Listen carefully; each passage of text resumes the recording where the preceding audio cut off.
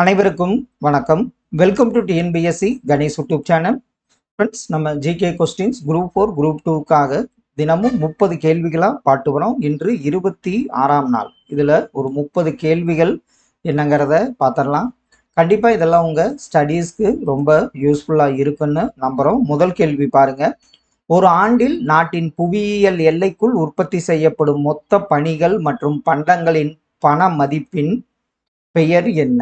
ஒரு ஆண்டில் நாட்டின் புவியியல் எல்லைக்குள் உற்பத்தி செய்யப்படும் மொத்த பணிகள் மற்றும் பண்டங்களின் பண மதிப்பு என்னன்னு அழைக்கப்படுகிறதுனா மொத்த உள்நாட்டு உற்பத்தி என்று அழைக்கப்படுகிறது. தவறானதை தேர்ந்தெடு. எதிர்க்கட்சி தலைவர் அவர் கேபினட் அமைச்சர் தகுதியை பெறுகிறார். நிதிக்குழுவின் தலைவராக இவர் மக்கள் நலனுக்காக பொது பணத்தை செலவு செய்கிறார். இது தவறான ஒன்று. மக்களாட்சியில் எதிர்க்கட்சிகள் ஒரு பொறுப்பான பங்கினையும் மக்களின் நியாயமான கோரிக்கைகள் மற்றும் விருப்பத்தையும் பிரதிபலிக்கிறது. எதிர்க்கட்சி தலைவர் மத்திய கண்காணிப்பு ஆணையத்தின் தலைவர் மற்றும் உறுப்பினர்களை தேர்ந்தெடுப்பதில் முக்கிய பங்கு வகிக்கிறார். இதுல தவறான ஒன்று பார்த்தீங்கன்னா ஆப்ஷன் பி தான். நிதிக்குழுவின் தலைவராக இவர் மக்கள் நலனுக்காக பொது பணத்தை செலவு செய்கிறார் என்பது தவறான ஒன்று. தங்கள் வரைவு எந்த ஆண்டில் கையெழுத்தானது? தங்கள் வரைவுங்கிறது பார்த்தீங்கன்னா உலக வர்த்தக அமைப்பு, அந்த வேர்ல்டு ட்ரேடு ஆர்கனைசேஷன் WTO-னின் தொடக்க புள்ளி தான் தங்கள் வரைவு. அதை காட் சுற்றுன்னு 7 சுற்றுல நடக்கும். தங்கள் வரைவு ஒரு 23 நாடுகள் இணைந்து முதல்ல கையெழுத்திட்டது 1947ஆம் ஆண்டு. சரியானதை தேர்ந்தெடு. தகவல் அறியும் உரிமை சட்டம் இந்தியாவில் 2005 ஏப்ரல் மாதத்தில் இயற்றப்பட்டது. இதில் பார்த்தீங்கன்னா 2004 டிசம்பர்லேயே ஏற்றியிருப்பாங்க. மக்களவை மாநிலங்களவை. மக்களவையில் மே 11 2005 அன்றும் மே 12 2005 மாநிலங்களவையிலும் இது ஏற்றுக்கொள்ளப்பட்டு எப்போ நடைமுறைக்கு வந்ததுன்னு பார்த்தீங்கன்னா 2005 அக்டோபர் 12 நடைமுறைக்கு வந்தது. இது தவறான ஒன்று. தகவல்களை 30 நாட்களுக்குள் வழங்கப்படாத பட்சத்தில் தகவல் வழங்கும் அதிகாரியிடமிருந்து கட்டணமாக ஒரு குறிப்பிட்ட தொகை வசூலிக்கப்படும். இதுதான் சரியான கூற்று. தனிப்பட்ட ஒருவரின் தகவல்களை இதன் மூலம் பெற முடியாது என்பது தவறானது. எதற்காக தகவல் தேவைப்படுகிறதோ என்பதை விண்ணப்பமாக எழுதி கையெழுத்திட்ட தேதியுடன் பதிவு தபாலில் அனுப்ப வேண்டும். இதை நம்ம எந்த மொழியிலோ அதில் எழுதிட்டு அவங்களோட வேற எந்த டீட்டெயில்ஸையும் கேட்க மாட்டாங்க. அவங்க முகவரியோட அந்த பதிவு தபாலில் அனுப்பணும். இதுதான் சரியானது. பார்த்தீங்கன்னா ஆப்ஷன் பி தான் சரியான ஒன்று. கோல்டன் ஃபயர்மேன் என்ற பட்டத்தை கோல்கொண்டா சுல்தான் யாருக்கு வழங்கினார்? கோல்டன் ஃபயர்மேன் பட்டம் யாருக்கு வழங்கினார்னு பார்த்தீங்கன்னா ஆங்கிலேயர்களுக்கு வழங்கினார். 1992ஆம் ஆண்டு சட்டத்தின்படி தமிழ்நாடு பஞ்சாயத்து ராஜ் சட்டம் இயற்றப்பட்ட ஆண்டு எந்த ஆண்டு? இதுல 73வது சட்ட திருத்தத்தின்படி பார்த்தீங்கன்னா 1992ஆம் ஆண்டு சட்டத்தின்படி தமிழ்நாடு பஞ்சாயத்து ராஜ் சட்டம் இயற்றப்பட்ட ஆண்டு 1994ஆம் ஆண்டு. வன உயிரிகள் மற்றும் இயற்கை சூழலை பாதுகாக்கும் சரத்து எந்த சரத்து? வன உயிரிகள் மற்றும் இயற்கை சூழலை பாதுகாக்கும் சரத்து எதுன்னு பார்த்தீங்கன்னா உங்களுக்கு ஆப்ஷன்ல அப்படி பாருங்க. அந்த சரத்து பார்த்தீங்கன்னா 51 AG என்பது சரியான ஒன்று. 51 AG தான். இதை அடிப்படை கடமைகள் சார்ந்து, அதாவது வன உயிர்கள், ஆறுகள், ஏரிகள், இயற்கை சூழலை பாதுகாக்கும் சரத்து 51 AG தான் சரியான ஒன்று. மதராஸ் மாவட்ட வளர்ச்சி கவுன்சில் சட்டம் இயற்றப்பட்ட ஆண்டு எந்த ஆண்டு? மதராஸ் மாவட்ட வளர்ச்சி கவுன்சில் சட்டம் இயற்றப்பட்ட ஆண்டு 1958ஆம் ஆண்டு. மனிதவள மேம்பாட்டு குறியீடு, அதாவது ஹியூமன் டெவலப்மெண்ட் இண்டெக்ஸ் அறிமுகப்படுத்தப்பட்ட ஆண்டு எந்த ஆண்டு? ஆப்ஷன்ல பார்த்தீங்கன்னா 1990ஆம் ஆண்டில் தான் HDI இன்ட்ரடியூஸ் பண்ணாங்க. இந்த பாகிஸ்தானை சேர்ந்த மக்பூப் உல் ஹக், நம்ம இந்தியாவை சார்ந்த அமர்தியா சென், இவங்க 2 பேரால தான் இந்த ஹியூமன் டெவலப்மெண்ட் இண்டெக்ஸ் அறிமுகப்படுத்தப்பட்டது. இந்திய அரசமைப்பு சட்டத்தில் ஒற்றையாட்சி முறையின் அம்சங்கள் அல்லாதவை எது? ஆப்ஷன்ல பாருங்க, இந்திய அரசமைப்பு சட்டத்தில் ஒற்றையாட்சி முறையின் அம்சங்கள் அல்லாதவை சுதந்திரமான நீதித்துறை என்பது சரி. கூற்று, எந்த ஒரு நாட்டின் மேம்பாட்டிற்கும் மனித வளம் அத்தியாவசியமாக இருக்கிறது. காரணம், கல்வி மற்றும் மக்கள் நலத்தில் முதலீடு செய்ததன் விளைவாக அவர்களின் எதிர்காலத்தில் அதிக அளவு பலன் கிடைக்கும். இதுல பாத்தீங்கன்னா கூற்று காரணம் இரண்டும் சரியான ஒன்று. ஆப்ஷன் சி தான் சரியான ஒன்று. யார் தலைமையில் நீதி கட்சி செயல்படும் போது அனைத்து துறைகளிலும் பணி நியமங்கள் வகுப்பு வாரியின்படி முறைப்படுத்தப்பட்டன? அது யார் தலைமை?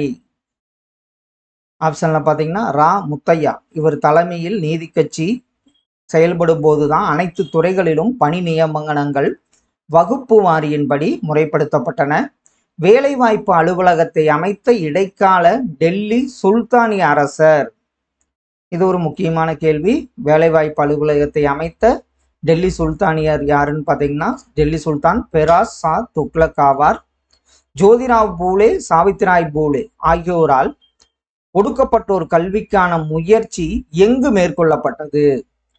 ஜோதிராவ் பூலே மற்றும் சாவித்திரிபாய் பூலே ஒடுக்கப்பட்டோர் கல்விக்கான முயற்சி மேற்கொள்ளப்பட்ட இடம் மகாராஷ்டிரா என்பது சரி. இந்தியாவில் எல்பிஜியை எப்போது அரசு அறிமுகப்படுத்தியது? இது லிபரலைசேஷன், பிரைவேட்டைசேஷன், குளோபலைசேஷன் பார்த்துருப்போம். இது அறிமுகப்படுத்தப்பட்ட ஆண்டு தாராளமயமாக்கல், தனியார்மயமாக்கல், உலகமயமாக்கல் 1991ஆம் ஆண்டு அறிமுகப்படுத்தப்பட்டது. ஜிஎன்ஹெச் அப்படின்னா என்னன்னு நம்மளுக்கு தெரியும். Cross national happiness index, GNS, cross national happiness என்ற பதத்தை உருவாக்கியவர் யாருன்னு பார்த்தீங்கன்னா ஜிக்மே ஜிங்கே வாங்ஹக் என்பது ஆப்ஷன் ஏ சரியான விடை. சரியான கூற்றை தேர்க. பிராமணர் அல்லாத ஒரு அறிக்கையை வெளியிட்டவர் சர் டி தியாகராயர். தென்னிந்திய சுதந்திர சங்கம் அமைக்கப்பட்ட ஆண்டு 1916ஆம் ஆண்டு. இதுல பார்த்தோன்னே சொல்லிடுவோம், இரண்டு கூற்றுகளுமே சரியான ஒன்று. மண்டல் கமிஷனின் பரிந்துரையை அரசமைப்பு விதி 14க்கு எதிரானது என்று வழக்கு தொடுத்தவர் யார்?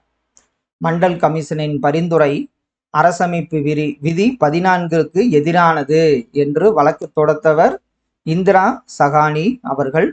WT அமைப்பு நடைமுறைக்கு வந்த நாள் எந்த நாள்? வேர்ல்டு ட்ரேட் ஆர்கனைசேஷன் WTO அமைப்பு நடைமுறைக்கு வந்த நாள் எதுன்னு பார்த்தீங்கன்னா 1995 ஜனவரி 1 நடைமுறைக்கு வந்தது. தமிழகத்தின் வடகிழக்கு பருவமழை மாதம் என்ன? தமிழகத்துல அதிகளவு மழை பொழிவு தரும் பருவம் பார்த்தீங்கன்னா வடகிழக்கு பருவமழை, அக்டோபர் டு டிசம்பர் என்பது சரியான விடையாகும். முதல் சட்ட திருத்தத்தின்படி நேருவால் இணைக்கப்பட்ட சட்ட விதிகள் என்ன? முதல் சட்ட திருத்தம் அதன்படி நேருவால் இணைக்கப்பட்ட சட்ட விதிகள் ஆப்ஷன்ல பாருங்க, விதி 15ல் 4 மற்றும் 16ல் 4 என்பது சரியான விடை. பிற்படுத்தப்பட்ட மக்களை அடையாளம் காணவும் அவர்களின் நிலை குறித்து ஆராயவும் பிற்படுத்தப்பட்டோர் ஆணையம் அமைக்க குடியரசுத் தலைவருக்கு அதிகாரம் வழங்கும் விதி. அதாவது பிற்படுத்தப்பட்டோர் ஆணையம் அமைக்க குடியரசுத் தலைவருக்கு அதிகாரம் வழங்கும் விதி பார்த்தீங்கன்னா விதி 340 ஆகும். ரிசர்வ் வங்கி சட்டம் எந்த ஆண்டு போடப்பட்டது? ரிசர்வ் வங்கி சட்டம் இயற்றப்பட்ட ஆண்டு 1934ஆம் ஆண்டாகும். தென்னிந்திய சுதந்திர சங்கம் நடத்திய வகுப்பு வாரி உரிமை குறித்து விழிப்புணர்வை உருவாக்கிய இதழ், அதுதான் நண்போம் ஜஸ்டிஸ் என்பது சரியான இதழ் பெயர் பார்த்தீங்கன்னா ஜஸ்டிஸ் என்பதாகும்.